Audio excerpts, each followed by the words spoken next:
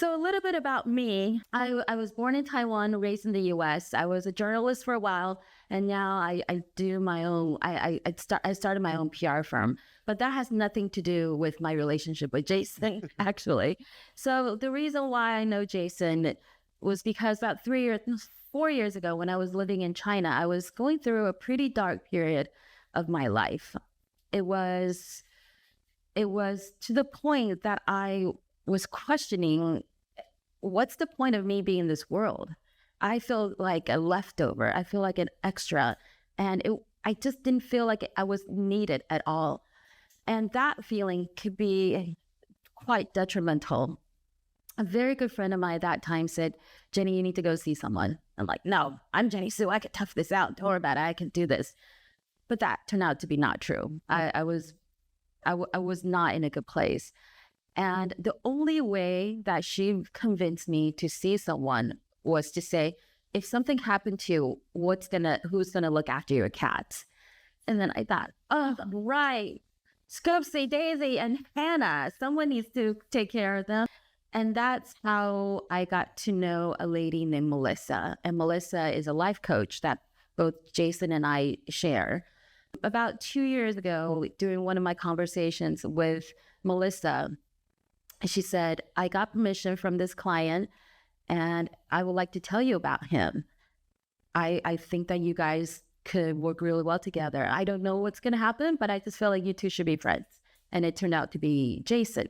So she started telling me about Jason's story, this super successful guy from the US, was part of the PayPal Mafia, worked closely with big names like Elon Musk and Peter Thiel. And as he was ascending, he was a rising star in Silicon Valley. But beneath all that glitz and glam, Jason was struggling really hard with an addiction. And she said, and he was so brave and he wrote it all down. And I went, stop talking. All I need, I'm already fascinated. I'm already interested. Tell him, I don't know who he is, but tell him if he wants the book to be translated into Chinese, I'm the girl for him. And I think a few days later, we got a call together. And for the last 2 weeks, we've been talking to each other, at least on a weekly basis. 2 years. 2 years. Sorry. 2 years. 2 years. We've been talking on a weekly basis, not just about how to bring the book. Well, I'll say this very quickly. My relationship with Jason went from client to confidant. He is someone I lean on, someone I turn to when I have questions. I would say 80-90% of our call starts with Jason asking me, so Jenny, how are you doing? Tell me more about what's going on in your life. And yeah. And so, and this is why he is here today. The book has been translated. The English book is called The Silicon Valley Porn Star, and we have copies for sale at the back. But tonight's not about me. Tonight is about Jason's story. So I also want to turn the time over to Jason to say a few words before I start interviewing him. Oh. Okay. Okay. Well, thank you so much for the introduction. And thank you, Adam and the team here, for hosting this event. And Jenny, thanks for arranging this. And thanks for making this Chinese version of the book. You didn't pull it off, but I'm very proud of this. Thank you for making this happen. This is really your work. Jenny helped me find translators, cover designer, publisher, everything. So thank you. You're welcome.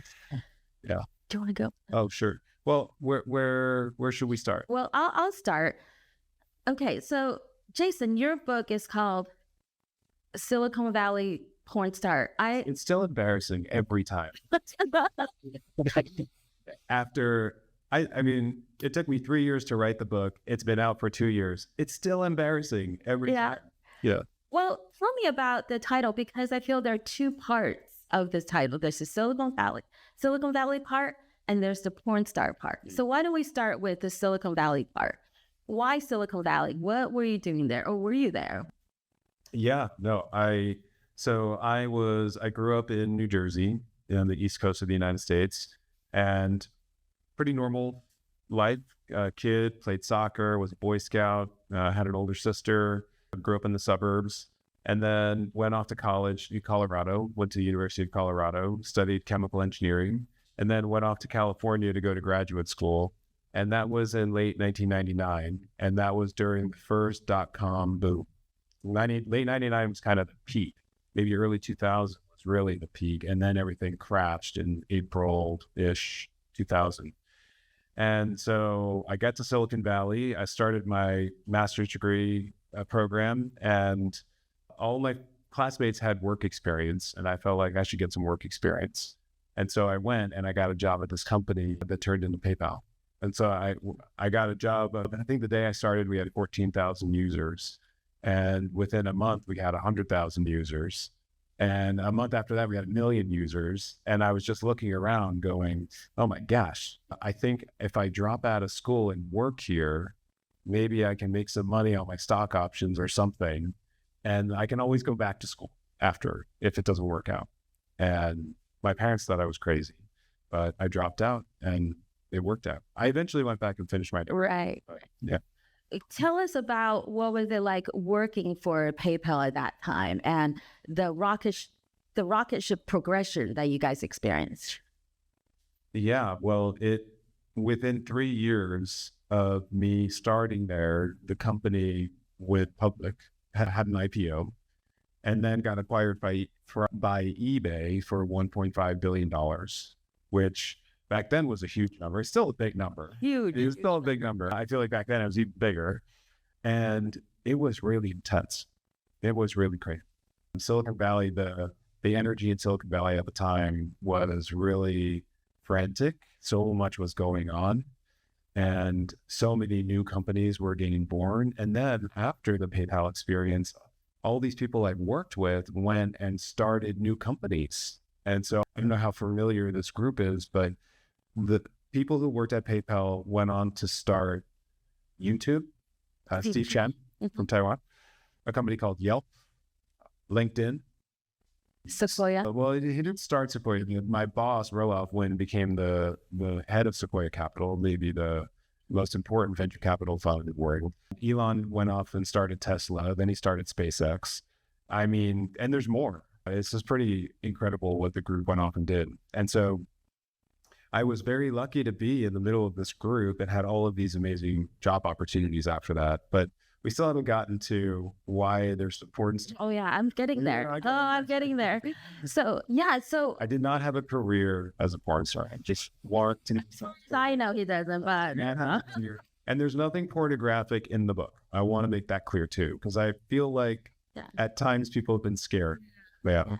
Actually, you give me a perfect segue. My next question is the first part of your book title is Silicon Valley, and you got to tell us a little bit about what was it like working in Silicon Valley or at that time at PayPal. And I imagine it was super high stress, super high stress. Just give us a quick glance at what's a typical day like that you had when you were working at PayPal. Well, I was just working time. We were all working around the clock. My wife's recollection of those times was me sleeping under my desk or going home just long enough to shower and go back to the office. Of course, that didn't happen every single night, but we were just working hard. There's no way to create, to grow that fast and to do all of that in such a short period of time. But really, I feel like another thing that was happening in Silicon Valley, and certainly for me at the time, was that you had all of these young people with so much responsibility.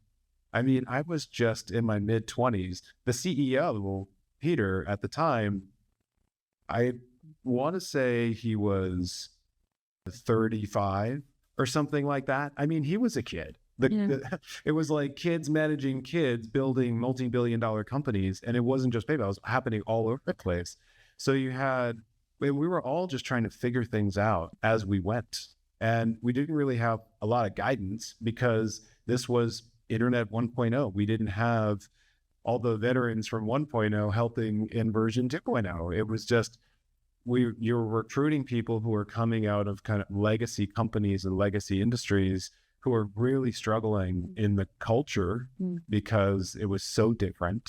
A startup was just such a different thing. Now you have people studying how to be entrepreneurs and startups in college, That's right? It's like a career track. right. Back then, it wasn't like that. So we were really out on the front end, pioneering, lots of responsibility, lots of other people's money.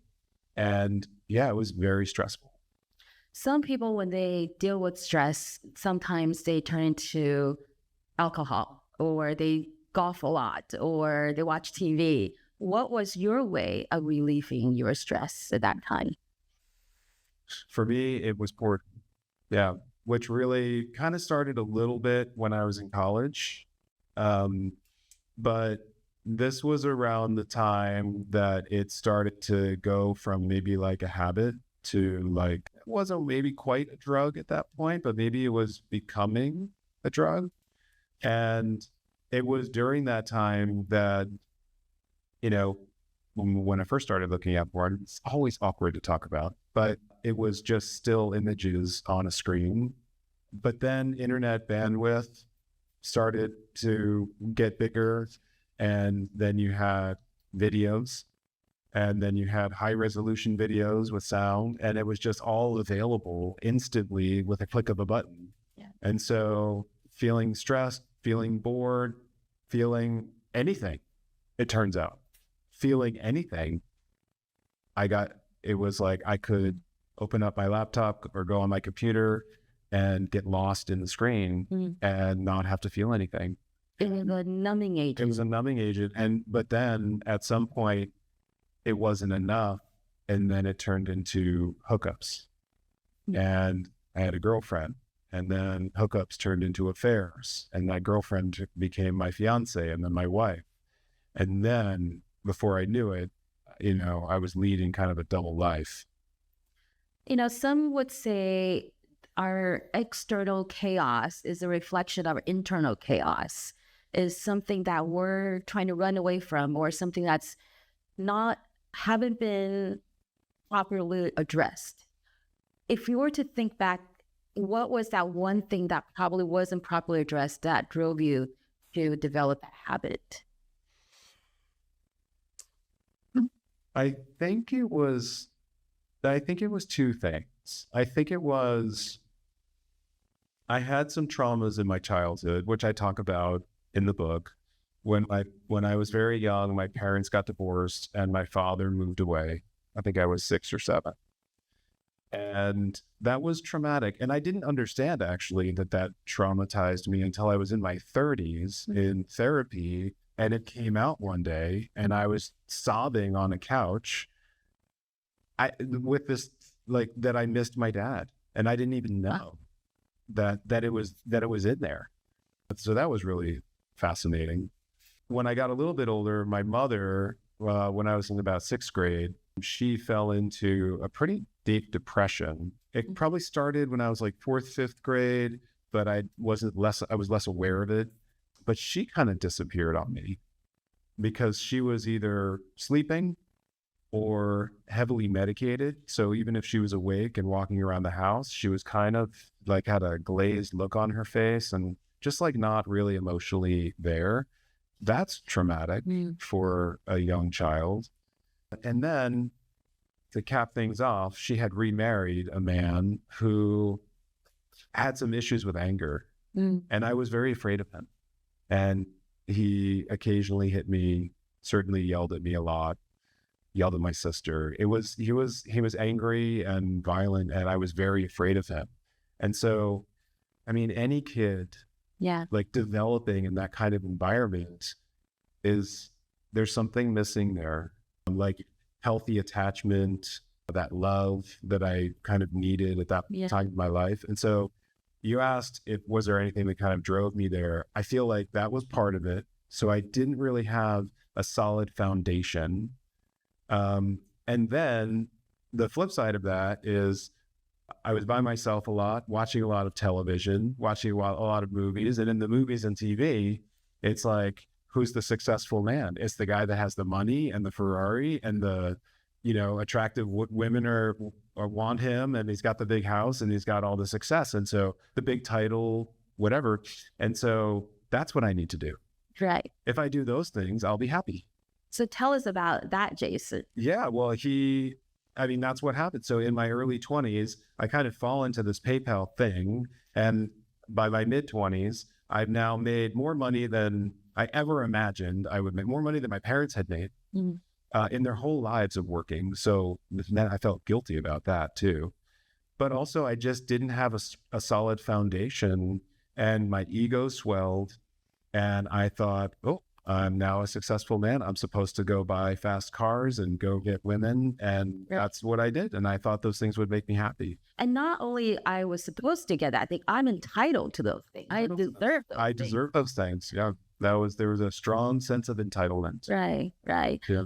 And your double life continued for a couple of years, more than a couple of years. Yeah, it continued for a while, and it was a secret from everyone. No one I worked with knew. I stopped talking to my friends about it. I had one friend who tried to tell me, hey man, you know, maybe you should rethink what you're doing. And I was like, yeah, you're just jealous. Oh, wow. Yeah. I mean, I was way off to the deep end. The second time he brought it up, I was like, yeah, I'm just not going to talk to him anymore. I'm just going to defriend you. Unfriend. Something like that. Elite. And, you know, it's interesting because when I first wrote this book, I thought I was writing it as a cautionary tale for young men and women of like what not to do, to question those things that society is telling you are going to make you happy.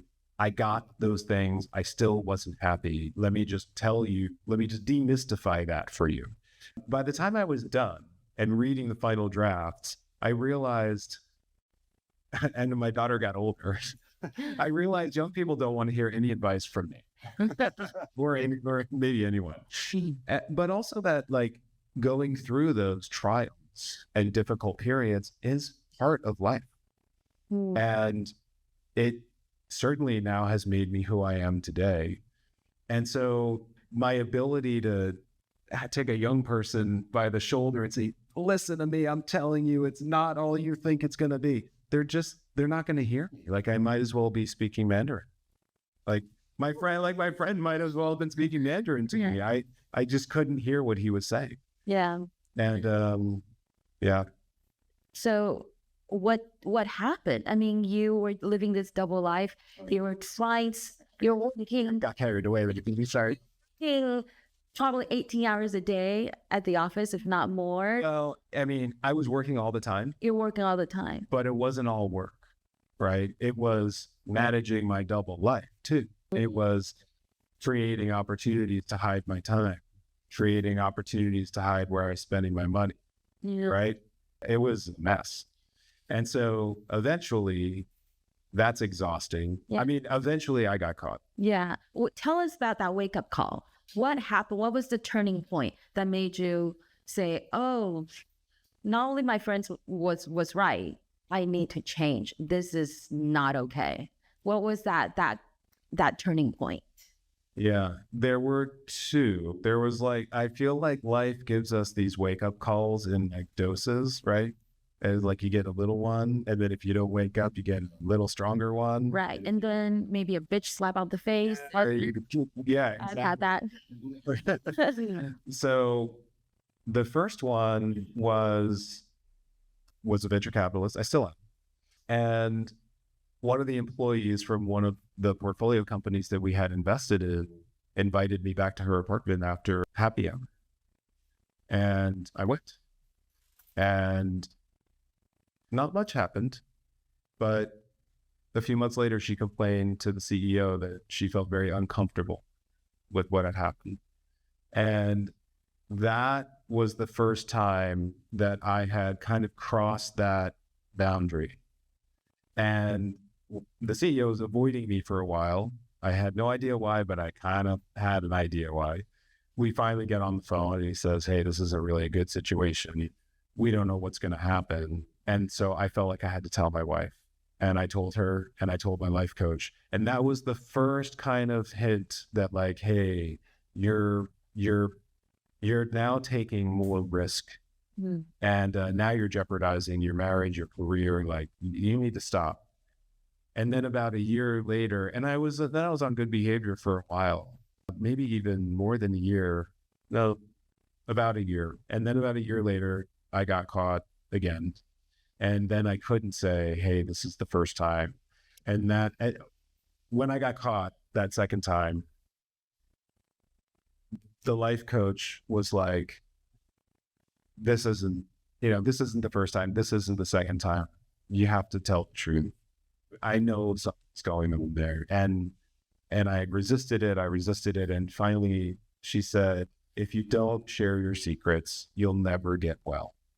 And that was the moment that I just said, okay, this has been going on for a long time. And she said, how long? And I said, I can't remember. Mm-hmm. And she said, how many times does this happen? I said, I can't remember. Mm-hmm. And her assignment to me was to start writing down everything I could remember. And I started journaling that night, and I stayed up for hours journaling. And I continued, and then this process continued for a couple of days. And that was when I finally admitted that I had a serious problem and I couldn't stop. And throughout that process, whether it's talking to Melissa or journaling or confessing your secret to your wife and Melissa, what did you discover about yourself that drove you to needing that kind of attention from the outside? Mm. What did you discover? What are some of the things that were going on inside you that needed that extra validation? Well, I think so one of the first things that Melissa recommended after write it all down was maybe look for a 12-step program. And I didn't even know that such a thing existed for this issue. So I went online and looked, 12-step program for sex. Yeah. And I was shocked that there was such a thing, Sexaholics Anonymous. And I started reading the website, and it just described my life. And it was incredible. And so then I started going to meetings, and that really helped me. I'm kind of like trying to determine how much detail to go into, but my low point, that was kind of my rock bottom. And the 12-step program put a floor under me, and it gave me something to stand on so that I could start putting one foot in front of the other. And probably the biggest things I took away from that program were I had to have more compassion for myself, and that I had completely neglected the spiritual side of my life. Up until that point, I was a mind and a body. I'd read something for my brain, exercise for my body. That was it. I had no spiritual connection to myself or my soul. And it was really when I started when I shared all of my secrets and let it all out, and then started to build that relationship with myself, that I was really able to start healing. I want to go a little bit deeper on the compassion, the self-compassion part. Mm-hmm. There's a part in the book that you had a session with Melissa, and she talks about the mistakes or the behavior that we all have doesn't define who you are as a whole. I want to go to that chapter really quick. It's in chapter 10. Sorry, I can't see without my glasses. This is what she said. She tells me that we all have an entire population of identity that reside inside us. We all have a hard worker identity, a partier identity, an honest guy-girl identity, a liar, an identity that cares about other, one that's selfish, etc., etc. The list goes on. There are hundreds of them. All of us are all of these identities combined at the same time.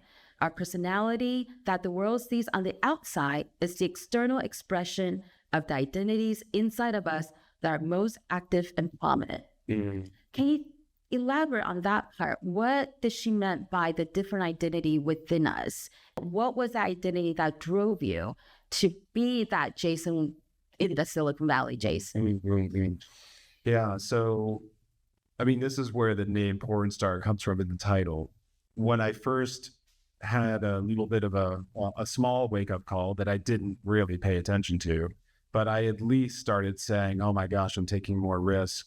And I told my life coach, I said, I have to start fixing this. What can I tell her? I don't want to tell her the whole truth, which, by the way, if anyone's talking to a coach or a therapist or a mentor trying to get help, maybe one piece of advice is you have to tell them the truth. You have to tell them everything that's going on. It took me years before I did that. And finally, when I did, that's when I really started healing and changing. And so if that one young man emailed me that was his main takeaway from the book, was that the next day at his therapy session, he finally told his therapist everything and was able to start his career. I'll tell you about this later. Okay. It's quintessential Taiwan. Okay. And so I told her, I said, I have to tell her something because I need to figure this out. Maybe if I just talk about the porn thing, then this philandering, cheating thing will go away. And so I said, I look at porn more than I would like, and I feel like it's not good for me. And she's like, okay. And actually, she kind of laughed. She was like, did you say porn? And she kind of made light of it. And I was so embarrassed to share it. And she made light of it and was like, yeah, porn. And she's like, well, okay. And then it's like, well, what kind of porn? And I was like, I've never told anyone, like anyone. And I'm not sure I'm ready for that, but she made light of it. And I gradually started sharing things with her that I couldn't believe the words were coming out of my mouth. But as I was sharing it, I felt so much better. And so then we'd get on the phone every week, and she started calling me porn star and say, so how's porn star this week? And again, just making light of the whole thing helped me share. And so we talked about it in terms of these identities inside of us. And it was like, let's not talk about, it's not that Jason's looking at porn, it's porn stars looking at porn. And it's just like a subtle device, but it allowed me to feel less self-conscious about it and less ashamed of it and say, yeah, it's not me, I'm not a bad guy. I've got this guy over here on my left shoulder that's acting up and kind of ruining my life, or not ruining my life, but like really ruining party, maybe. And so that was the beginning of starting to recognize that I had this identity that was really running my life. And I had to learn about that. And go ahead, let's say. No, I was agreeing with you. You mentioned in the book that, yes, you recognize that this identity was inside you and was very loud and boisterous and was trying to take charge. And then something happened with this porn star identity. Can you tell us about that? Well, I was very mad at it. I hated this part of myself. And that's important because part of having integrity as a person is not just being honest and telling the truth. That's one definition of integrity, and that's the one we tend to focus on. But another definition of integrity is more like the structural integrity of something. And do I have a solid foundation? Is there structural integrity inside of me? And the truth is that no, I did not have a solid foundation. My foundation did not have integrity. And sorry, right. With that realization of integrity, or the need to have that solid integrity, you've come to reconcile with this identity. Yes, that's right. Thank you. So I was so mad at that part of myself. I was trying to dismiss it. Like, I don't want that to be part of myself anymore. And if you do that, you're taking a part of yourself and you're not integrating it into who you are. And then you can't have that integrity. So you can't just take parts of yourself that you don't like and dismiss that and sweep them under. That was the big takeaway, was I had to understand what was driving his behavior. Why did he need so much attention? And this is what started to lead into, there's part of me that really needs a lot of attention. There's part of me that didn't get attention in parts of times in my life and development when I really needed it. And then we started to go back to those times and feel what it was like to be that young boy and go visit him and spend time with him and give him a hug and help him start to heal and start to grow. And, I talk about this a lot in the book, but going back and spending time with my inner child was a really important part of that journey, because on the outside, I looked like a man, but on the inside, I was still a boy. Parts of me were still very much a boy because his emotional development had been stopped at various stages. And I talk about it now, but it took me months and months and years of working, excavating that broken foundation, taking it all out, and then rebuilding it in a more solid way. Is a long process. In the book, there are 3 different stages to Jason. So we see the young boy Jason, you talk about that. And then you talk that's Jason 1.0. Then Jason 2.0 is the Silicon Valley Jason, working at this hyper-growth startup. And then Jason 3.0 is when you realize that your lifestyle is no longer okay and that you needed to change. I feel like right now, we're now the Jason 4.0. And as Jason 4.0, what are some of the things that you learned in the last 3 iterations that's helping you now as a father, as a venture capitalist, as a friend, and as a human being? Yeah. Well, this process of integration, I feel that was the driving force behind my work with this life coach for so long. And it wasn't just her, it was also books that I was reading and videos I might watch from other spiritual leaders. And the more I came to know myself and integrate all of those parts of myself and hold up that mirror to myself, oh, I don't like what I see here, but I'm going to look at it anyway. And I'm going to love him and have compassion. And we're going to integrate all of that. I got to a place where I was a lot more content, and I didn't need as much. I felt like I didn't need as much validation or attention. And that allowed me to go out in the world and start interacting with people in a different way. So when I met someone, I wasn't thinking about, what am I getting out of this? Or if I invested in a company, I wasn't just focused on, what am I going to get out of this? I was really interested in the other person and what's going on with them and how can I be in service to them, because I felt pretty full. I had recharged my own battery to the point where I could be a source. Right. I had also kind of reconnected with source. Right. Yeah. So it's sort of like your cup was runneth over to the point that you could share that. I should not overstate that. My cup, I mean, I won't say that I've arrived or anything like that, but yes, I got to a place where I was able to remove a lot of layers, heal my foundation to a point where I wasn't as needy. And because I didn't need things, I was in a better position to give. I want you to go a little deeper on the giving part, on the being served in service of other part. You talk to a lot of founders and startup people. You probably also mentor a few CEOs here and there. How does that mentality of being service other affect the way you mentor CEOs now, or the way you invest, or the way you think about founders? Well, I feel like I encourage them to lead from that place of integrity, not just being honest, but having a lot of integrity and building that integrity inside of themselves so that they can be in service. And I really just feel like at this point, as an adult in society, my responsibility is to be in service. I feel like that's all of our responsibility, but I take it really seriously. And when I work with leaders, I try to help them see that as well, because I believe when you create a culture like that, where all of the leaders believe that they're there to be in service to the people who are working for them, creates a really magical culture.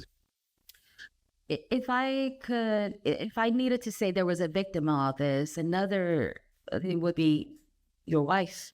She was very much part of this. Mm-hmm. Now, as you guys are still together, and as the Jason 4.0, what does that mean to be in service of as a husband? Well, I think a lot of it comes down to holding space for each other and recognizing that we are two souls moving through this lifetime together, and that we are there to teach each other things and to learn from each other and to support each other in each other's growth. And so if something happens, maybe not to necessarily take it personally, but say, this is her and her journey, and there's something I can learn here as well. And just supporting each other that way, instead of, you did this thing, I don't like it, and we're getting divorced or something like that. It's much more like, why is this happening? How have I contributed to this? Working together to grow together. There's a part in the book. I think we may be time, maybe the last one. Yeah, this is the last one. There's a part in the book that I really love. Hold on. It is this actually happened on your wedding. Somebody read a poem. This is a poem by a Lebanese American poet named 𝗵𝗁𝗶𝗁𝘂𝗁. And I'm just going to read a few sentences from it. Sure. It says, "But let there be spaces in your togetherness, and let the winds of the heavens dance between you. Love one another, but make not a bond of love. Let it rather be a moving sea between shores of your souls. Fill each other's cup, but not drink from the one cup. Give one another your bread, but not eat from the same loaf. Sing and dance together, be joyous, but let each other of you be alone." What now, you were married 18 years ago, and now looking back, what does that mean that in a marriage that you give each other space and be joyous together, but give each other some space and not always have to be together? Yeah, well, I mean, it's just that. It's giving each other that space to, boy, it's hard to summarize this. How do we do this? That's a tough question. It's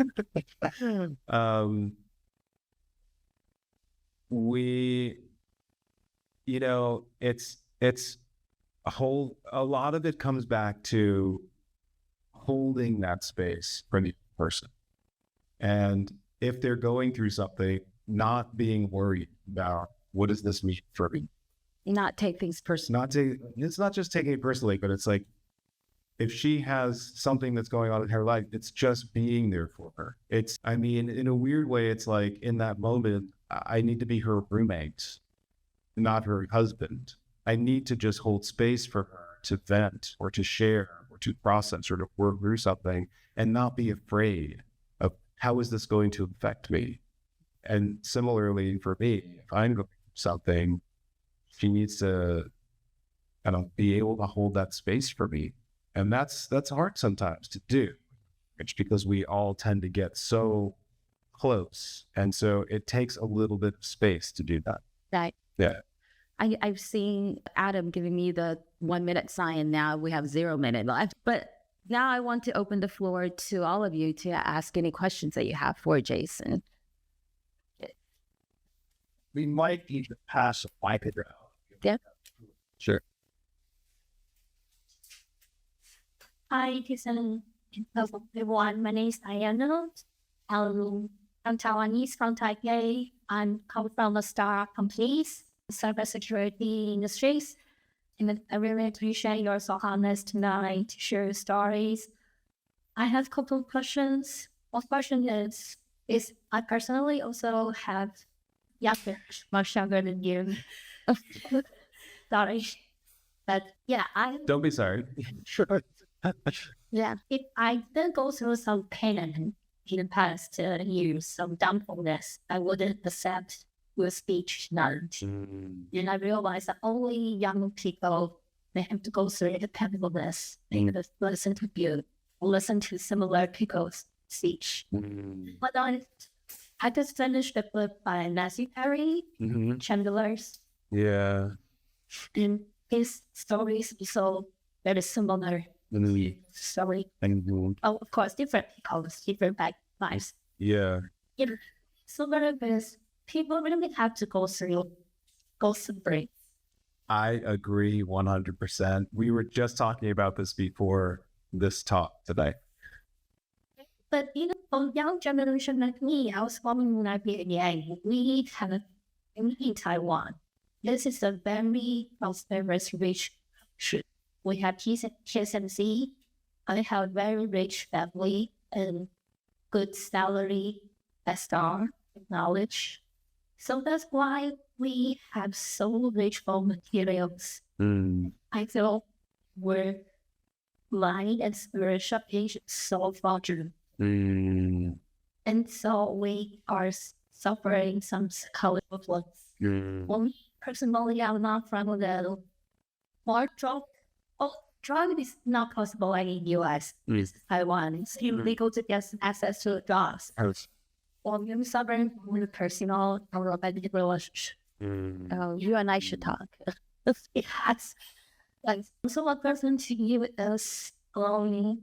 Do you ever, how do you get away from the fear in past? Did your past like blend you of what you have done in the past? How do you talk to your past and take care of that? How do you get harmony with harmony with past? Then move on and move on.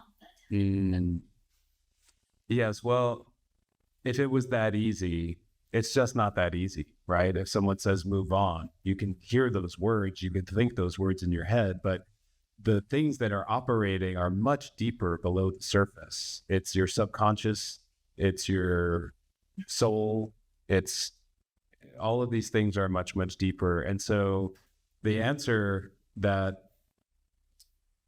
I always come back to is just to continue your personal growth and development work. If you have a coach or a therapist or a mentor that you work with, continue doing that. But just keep going deeper and finding those fragmented parts of yourself and integrating them and loving them and accepting them and saying that was part of my journey. I mean, I write about so many things that I did that I was so ashamed of and embarrassed by and felt guilty about. And I had to get to a point where I realized I'm not a bad person. I did these things, but I'm not a bad person. And all of these things and all of the things I've learned have made me who I am today. And I'm proud of who I am today. And so I think that I don't think there's an easy answer. I think it's just, you just have to keep growing and growing and growing and growing, and gradually you move through it. And if you keep growing and building that integrity and letting go of your secrets, I think that's another big one. Finding a safe place to let go of secrets, then you can experience some lightness and start to experience some freedom. And at least that's been the recipe for me. Thank you. So one more question is, is it okay that you and your wife ever had tropical springs in the text? Yeah, we did. So when things first started going wrong, I had a therapist. She tried talking to a therapist, and then we had a counselor that we saw together. But then that only went on for a few months. Then I met this life coach, and I got more out of that one session with this particular life coach than I did from all of my therapy sessions. So I told my wife about her, and then we both started talking to the same person, sometimes together, most of the time separately. But yeah, sometimes those sessions that we had together were very, very powerful. And the life coach's message to us was, I don't care if you guys get divorced or stay together. I just want you to be whole individuals. She just wanted both of us, because her attitude was, if you get to become a whole individual, it won't matter if you stay together or get divorced, because you'll be happy. It will be beautiful either way, was her kind of attitude. And I think she was right. Yep. Thanks. Okay, we have a question from the audience. Jason, why did you write the book? You didn't have to. So why did you write the book?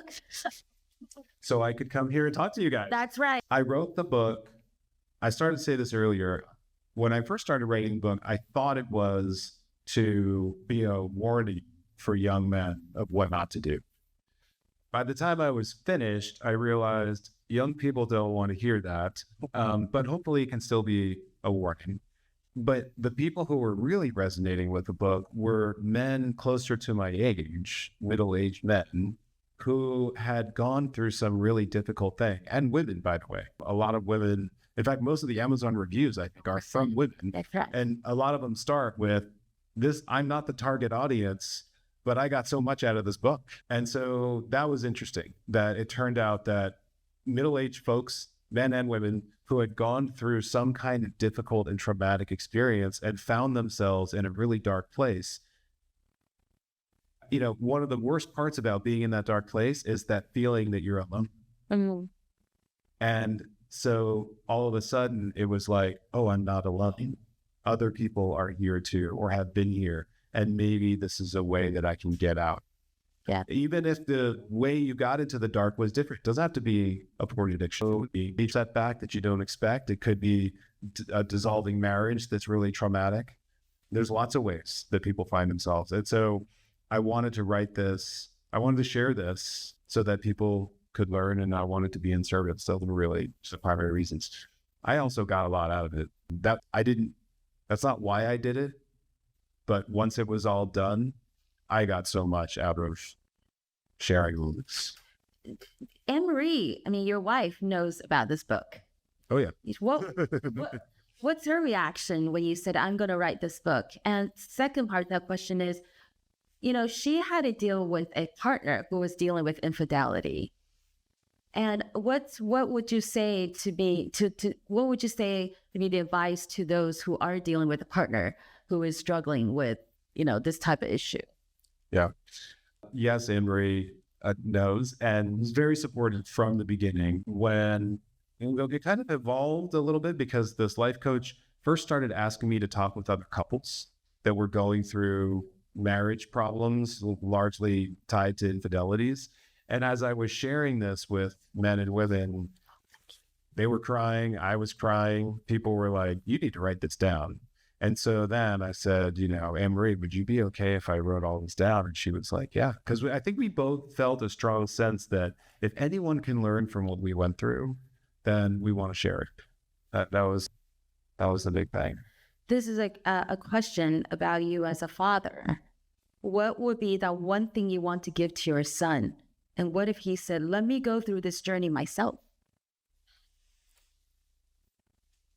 I'm going to answer the second one first. If she said that did you read my book?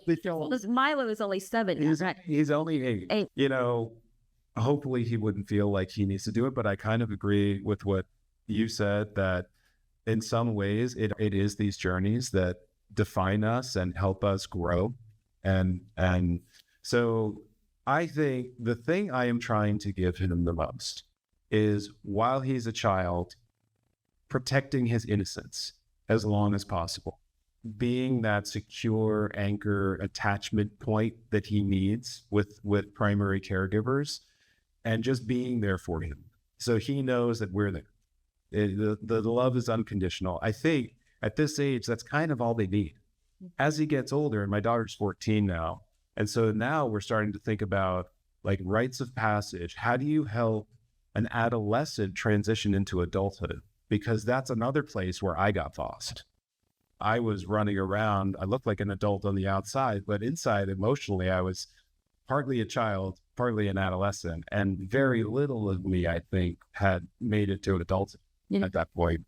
And so really, I hope that what I can give him is guidance on how to mature into, or grow into a mature, responsible, in-service participant in society as an adolescent and as an adult. That's what I want to give them. We have another question about how do you deal with people who knew about your past and probably not so pleased with what you did? Do you feel, are you embarrassed when you're around them now? What's their reaction when they heard about all that bad behavior that you were going through? Yeah, it's an interesting question, because nobody said anything negative to my face. So all I got was positive feedback. So it's possible that there's a lot of negative feedback out there and they're just not saying anything. But really all the feedback, and I was very scared about this. Right before my book came out, I went online and tried to erase myself, basically. I had written lots of things for venture capital. I had YouTube videos. I had blogs and articles, and I erased all of that stuff. I unfriended from everyone on Facebook. I disconnected from everyone on LinkedIn, Twitter, X, whatever. I did all of that because I was terrified that people were going to disown me and say, I don't want to be associated with this person. And it turned out to actually be the opposite, that everyone who found out about it and read the story, even the people that didn't read the story, kind of congratulated me and said, that was a really brave thing to do. Congratulations. And thank you. Yeah. And so, yeah, I got a lot of support. Yeah. We have one more question about stress. You talked about that it was, at work during the heyday of PayPal, work was really, really stressful. Well, this question is, if it was just stress, why couldn't you just leave Silicon Valley and resign from your job? It's a good question. I mean, interestingly enough, that's what wound up happening. So our marriage is not doing well at some point, and I quit my job and we try to repair our marriage. It's not working. A bunch of stuff happens. And then we wind up moving to Utah temporarily. It's supposed to be for 3 months. And then we wind up staying in Utah. And then in Utah is where all of the stuff finally really comes to the surface and the healing really starts. And so in an interesting way, we didn't know that that's why we were moving, but I think it did help with that. And so, I mean, when I was in the middle of it earlier on and I was younger and it was stressful, I was making money. It was exciting. I had titles, important companies, and all of these things that at that time in my life were the definitions of success. I never had a thought like, oh, this is really stressful, I'm gonna leave. It was more like, well, how could I make it more? That was not like, yeah, I was not in a place where I was thinking that. I didn't have that perspective. I was just so narrowly focused on this very small idea of what success would be. Well, would you say that your addiction at that time, not just to porn and sex, but also to this fame and money and big title, just that feeling of I'm somebody, that's a really addictive feeling. And it is, especially if as a boy, you didn't get the love that maybe you needed. And, I know that this happened. I'm not the only person this has ever happened to. Unfortunately, it's more common than we would like. But the result is that we have a lot of people walking around who are trying to fill some hole in their foundation, and they don't know it. Mm-hmm. They might not. I didn't even know it was there. Mm-hmm. Because the other weird thing is that I was getting praised by everyone. Right? Mm-hmm. I'm making money. I'm getting promoted. My parents are proud of me and bragging to their friends. You had your Ferrari. Yeah. Like, this is great. Right? And so there's this weird way in which there are times where the ambition to succeed and this idea that like nothing's ever good enough and it needs to be more and more and more, that could come from an okay place. But I feel like most of the time it comes from a place, of lack. And it comes from a place of not feeling complete and maybe not having a solid foundation and trying to fill that with things from the outside world instead of filling it with, things from within inside of you. That was, one of the big takeaways. Now you talked about that. Do you have a question? Oh, yeah. Thanks for the awareness. Yes. In the book, you talk about the notion of masculinity, which was success will be violence, and making violence, getting a girl. Now I have gone through the process of writing the book, which I thought show was cathartic. What do you masculinity now? What is masculinity? God, so glad you asked this because, yeah, on the surface, it's this story of like the Silicon Valley thing and the porn and sex thing and the marriage thing. And it's just like all this surface story. But really right below that is this very fundamental story of a boy whose development is stunted and he's walking around. He looks like a man on the outside, but he's really still a boy. And he realizes he has to grow up. That's one of the things that happens in one of my sessions with my life coach is I have this realization like, oh my gosh, I need to grow up. And then it's like, but how? Who are my role models? I'm looking at like corporate leaders, political leaders. This was during like, so shortly after all this, I'm still asking myself these questions. Like, I know I need to grow up. I'm trying to grow up, but where am I looking for role models? And then you have the Me Too movement. And I'm like embarrassed to be a man. I'm like, what are these guys doing? And then I have a son. And then I really start feeling pressure. Like, I need to figure this out. He gets to be 2 or 3 years old and I'm parenting him the way my stepfather parented me, with fear and anger, and it's not good. And I start going on this journey. The first thing I did, I read a book called How to Raise a Boy. Really changed my life. I go on this journey of starting to read more books about how to answer this question, how to be a mature man in modern society. And that's really one of the things I've been focused on for the last several years is trying to answer that question. And I feel like this definition of masculinity that's defined by this kind of machismo, power, money, or whatever, is like, it's not right. I don't think it's right. And I feel like for me, what does it mean to be a mature man? Take a lot of responsibility, be in service to my community, bring whatever gifts I have, knowledge I've accumulated, wealth I've accumulated, to bring it to the community for good and to be in service. And those are some of the fundamental things. Yeah. It's something I spent a lot of time thinking about. Yeah. Oh, sorry. Oh, like, Can you talk a little bit about the sports tracks? Oh, yeah, sure. And actually, let me just say one other thing about the masculinity question.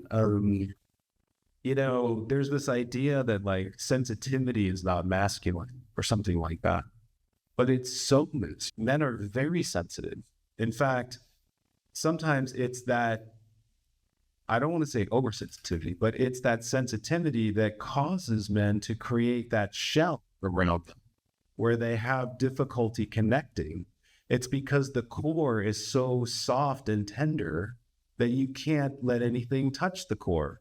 So this idea that like it's not masculine to be sensitive is totally false. And afterwards we could talk about, I have some ideas about how that served us hundreds of thousands of years, 100,000 years ago as part of our evolutionary development for men and women. We'll talk about that offline. But the other question of subtraction. So so I meet this life coach. My life is kind of not in a good place. And she's telling me, you're efforting your way through life. I'm going to teach you how to create more abundance in your life with less effort. And I'm like, I don't believe you. You know? And my slogan was, monks don't have mortgages. It's like, I don't have time to sit and meditate on the couch. I have work to do. I have bills to pay, you know? And I was really resistant at the beginning. And so we went on this journey and we started to subtract layers, simplify my life, started to say no to things, because it turned out that I was going to lunches and dinners and coffees and having meetings. A lot of that was to get attention. And because being busy was a badge of honor and it made me feel important and it made me feel successful. And so once I started to realize those things and started saying no and doing less, I had a lot more stillness in my life and I could be more present and I could feel more. And so anyway, that I carried into my professional work, and it made me a much more successful executive because I was just way more focused, and I could go into a situation and I could kind of see the problem that other people couldn't see because they were so distracted because they were doing so much stuff. And so when I started my venture capital firm, I called it Subtraction Capital. I got made fun of a lot. And so years in, I finally decided to change the name because ironically, the name itself was a distraction, which was when I had that realization, which took a couple of years, I finally changed the name. But yeah, that was the history of that. We have a question from the audience about, now we're in Jason 4.0.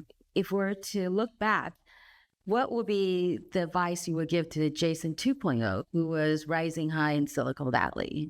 Would you do anything different? I don't know. I get this question a lot, and I always want to say I would do nothing different because everything I went through has made me who I am today. And I love who I am today. Like, I feel really good about where I am and the relationships I have with my wife and my kids and my family and my friends.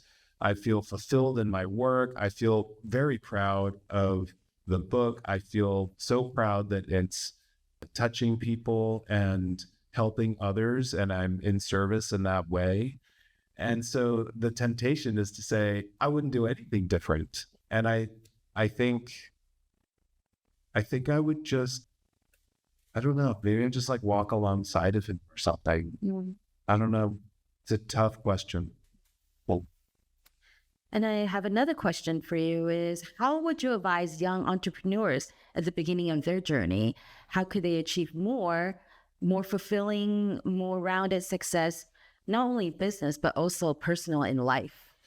I like this one. One of the main things I like to talk about when entrepreneurs and co-founder CEOs, because that's what we usually work with if I'm invested in something, is this idea that the company is not them. And that I feel this is like quite philosophical, but we'll go here for a second, that in a way, I believe that whatever is happening in our life in the outside universe is just a reflection of what's happening inside of ourselves. It's a reflection of our state of consciousness on the inside. And so if you are birthing a creation into the world, this company, it's just a manifestation of what's inside of you. It's a reflection of what's inside of you. And so if that company starts to bump up against limitations in the world, probably those are a reflection of some kind of limitation inside of yourself that you need to resolve. And if you resolve it, it will resolve itself in the outside, in your outside universe. So the primary, Eckhart Tolle says this, the primary reality is within. The secondary reality is without. And so I try to talk to them about this and also make the point that the company is not them. And they birthed this creation into the world, and their responsibility is to give the creation what it needs to succeed and then get out of the way. Yeah. And that sometimes hard for them because they want to control it. But I tell you, if you control it, it can't grow faster than you, and it can't grow bigger than you. And so you can do that for a while. If it was a startup company, maybe you can control it because it's a small thing. But at some point, it's going to get bigger than you, and you have to let it. And by the way, I find that when they internalize that and they really start thinking that way and treating their company that way, it reduces a lot of stress for them. Because part of what stresses them so much is when their identity is totally wrapped up in the success or failure of this company, because that means if the company fails, they're a failure, but they're not. They're bigger than the company. Right. Yeah. And so that idea that starts to cut through some. Right. I really, really like that idea that you are not your company isn't you. At the same token, you're not your mistakes. You're not your bad behavior. You're not your ugly habits. They don't define who you are. But that is just one part of you, and that deserves attention and love from you. I think that is a huge part of your book, is that you had that porn star identity and you actually come to love him. Can you tell us a little about that? as a way to wrap up the. Yeah, sure. I mean, I hated him. I really didn't like him. He was really creating a lot of hardship in my life and hurting the people I love, the loved ones of my life, and risking my career, risking my marriage, and all of these things. I really disliked him, and I just wanted to go away. And I did that for a long time. Like, he's over there, and you need to sit down and behave, or something like that. And I remember this one session I had with the life coach, and I was walking, and it was me and my identities, and he had like fallen behind, and he was like on the ground, and he couldn't walk. And I just wanted to beat him. And we kept walking and walking, and I realized I can't leave him. I have to go back. And so we went back, and we picked him up, and we put his arm across my shoulder and someone else's shoulder, and we carried him, and we loved him. And that was probably the moment where I really started to integrate him into myself, where I finally started to accept him. And that was a really powerful moment. Yeah. Thank you so much for sharing. Thank you. So that wraps up the interview part. And I want to thank Adam and the center and Zoe for helping me to coordinate this event, and Helen for being the matchmaker for this event. Thank you so much. Thank you.